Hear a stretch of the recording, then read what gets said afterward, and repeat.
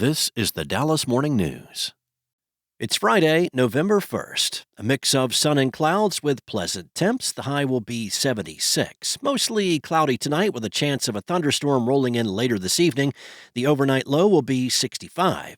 The weekend will be a bit stormy. Showers and thunderstorms will rumble through on Saturday. The high will be 75 and feel a little warmer with the humidity. More rain and thunderstorms on Sunday with a high of 84. The overnight lows will be in the upper 60s. Here are today's headlines. Arlington nuns at the center of a bitter dispute with the Fort Worth bishop called their dismissal from religious life ridiculous and egregiously false. In a fiery response Wednesday, the nuns said the dismissal, announced this week by the Fort Worth diocese, is a moot point because they do not recognize the authority of Mother Marie of the Incarnation, who issued the order. Mother Marie said in a statement the women are no longer considered nuns by the Vatican, nor are they members of the Order of Discalced Carmelites, to which they belonged. The statement said they could return as nuns only if they repent. But the nuns said the dismissal is invalid because they have aligned with a breakaway Catholic group, the Traditionalist Society of St. Pius X. In their statement, the nuns appeared to take aim at Fort Worth Bishop Michael Olson, with whom they have been locked in a feud for the past year and a half. In other news, Austin comedian Tony Hinchcliffe has faced fierce backlash over remarks he made Sunday at former President Donald Trump's New York City rally, calling Puerto Rico a floating island of garbage and using an offensive stereotype about black people. For Peng Dang, an Arlington comic, the racist jokes came as no surprise. 3 years ago, at a comedy club in Austin, Hinchcliffe referred to Dang, an Asian American, using a racial slur after Dang had introduced him.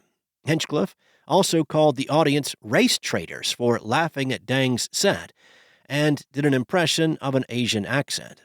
A video of the 2021 interaction with Dang later posted on Twitter, and it went viral, leading to Hinchcliffe being dropped by his agency and having several performances canceled.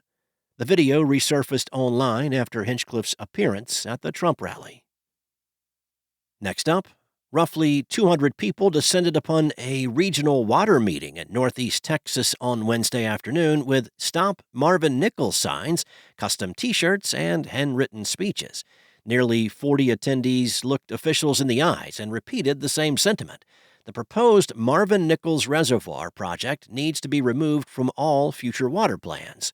The meeting, lasting about 4 hours in Camp County, was specially called by the Region D Water Planning Group, whose jurisdiction includes the land that would be used to build the 66,000-acre reservoir to pump water more than 100 miles to North Texas.